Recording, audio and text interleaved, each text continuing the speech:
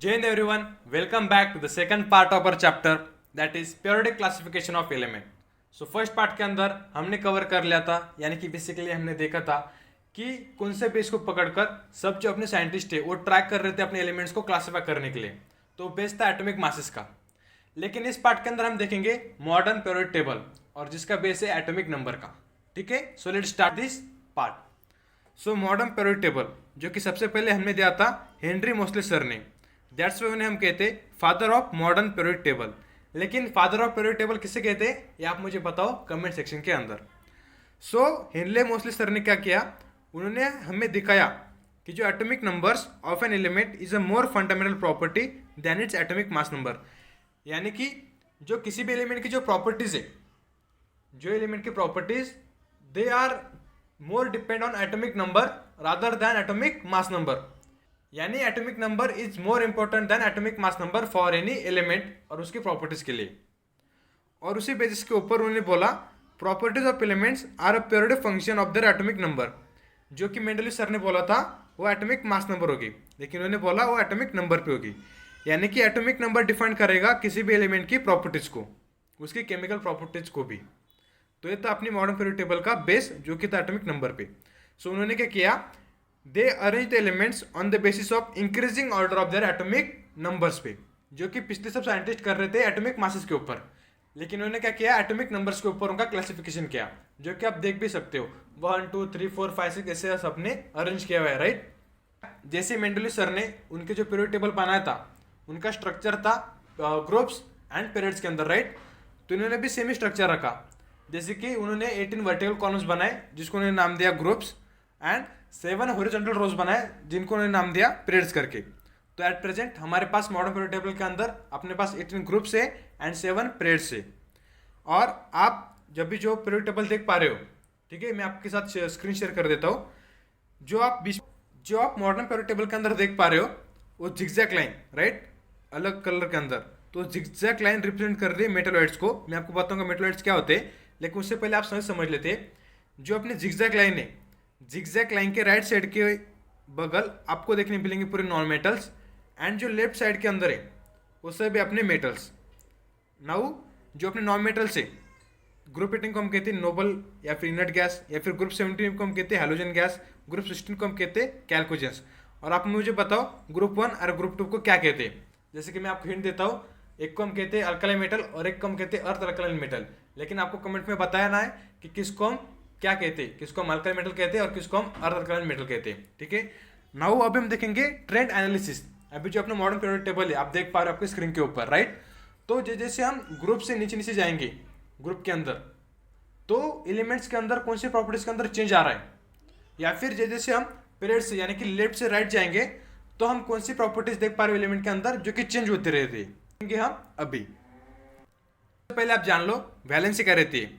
तो valency basically determine by the number of elements present in the outermost shell. यानी वो कह रहा है अगर कोई भी एलिमेंट है तो उसकी वैलेंसी किस पर डिपेंड करेगी, उसके आउटरमोस्ट शेल पे जितने इलेक्ट्रॉन प्रेजेंट है उसके ऊपर। अभी वो कैसे, let's take an example of oxygen, ठीक है। लेट्स से अभी ऑक्सीजन का एटॉमिक नंबर है 8। तो क्या होगा, जब हम इसका इलेक्ट्रॉनिक कॉन्फ़िगरेशन करेंगे तो आएगा 2,6 और ये अपनी के सेल, ये अपनी एल सेल और बीच में अपना न्यूक्लियस जिसके अंदर हमें मिलेगा न्यूट्रॉन एंड प्रोटॉन। तो पहले सेल के अंदर, के सेल के अंदर हमने डाल दिए 2 इलेक्ट्रॉन, देन एल सेल के अंदर हम डालेंगे 6 इलेक्ट्रॉन, दैट इज 1 2 3 4 5 6। अभी अकॉर्डिंग टू ऑक्टेट लॉ इसे स्टेबल बनने के लिए 2 एलिमेंट्स की ज़्यादा जरूरत है, राइट। तो ये क्या करेंगे, किसी और से 2 इलेक्ट्रॉन लेंगे, उसी चीज़ की इसकी वैलेंसी बन जाएगी 2। तो वैलेंसी किस पे डिपेंड कर रहे हैं, आउटरमोस्ट शेल के अंदर जितने इलेक्ट्रॉन प्रेजेंट है उसके ऊपर। अगर आप पे 7 इलेक्ट्रॉन प्रेजेंट होते तो इसकी वैलेंसी कुछ अलग होगी, या फिर इसके अंदर कुछ 5 इलेक्ट्रॉन प्रेजेंट होते आउटरमोस्ट शेल के अंदर तो इसकी वैलेंसी कुछ अलग हो जाती। तो ये थी अपनी वैलेंसी, ठीक है। नाउ नेक्स्ट एनालिसिस है अपना एटॉमिक साइज का। अभी जब आप देखोगे सबसे पहले एटॉमिक साइज क्या रहते हैं, रेडियस ऑफ एन एटम। अभी अगर आप किसी ग्रुप के अंदर हो और उस ग्रुप के अंदर आप जैसे जैसे आप नीचे जाओगे आपकी जो एटॉमिक साइज रहेगी वो बढ़ती रहेगी, ठीक है। वो कैसे, अभी देखना। अभी मैं एग्जांपल लेता हूँ सोडियम एंड पोटेशियम का। अभी सोडियम में दैट इज 11 एंड पोटेशियम में दैट इज 19 और ये ग्रुप 1 के मेंबर है, राइट। अभी देखो कैसे हो रहा है।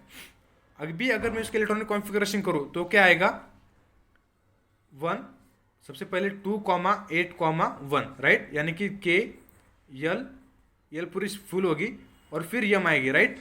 और इसका इलेक्ट्रॉनिक कॉन्फ़िगरेशन क्या होगा, 2,8,1, यानी कि के देन यल देन यम के अंदर भी 8 और फिर से हमें कोई एक लगेगी।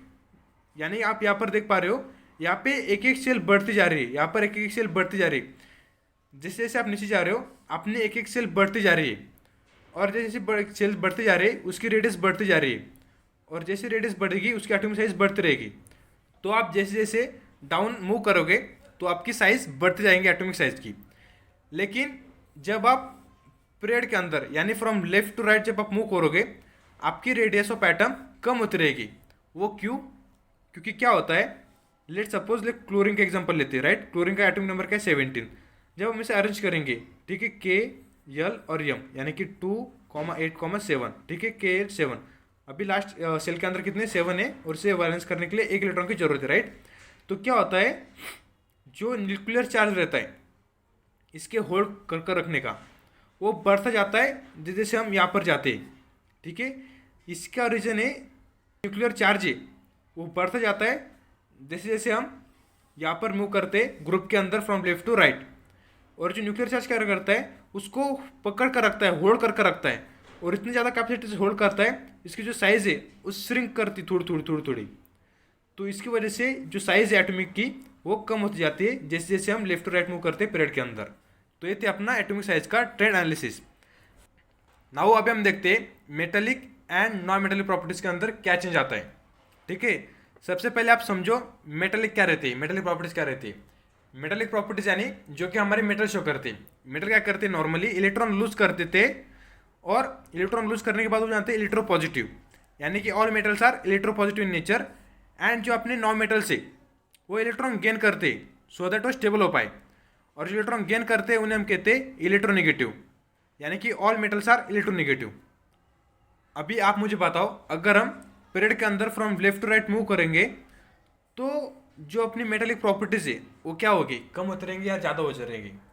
तो ऑब्वियसली ज़्यादा होती रहेंगी, क्योंकि आपने देखा जो अपनी जिगजैग लाइन है, जिगजैग लाइन के राइट साइड में अपने पूरे नॉन मेटल्स है, और नॉन मेटल्स यानी कि अपनी नॉन मेटेलिक प्रॉपर्टीज।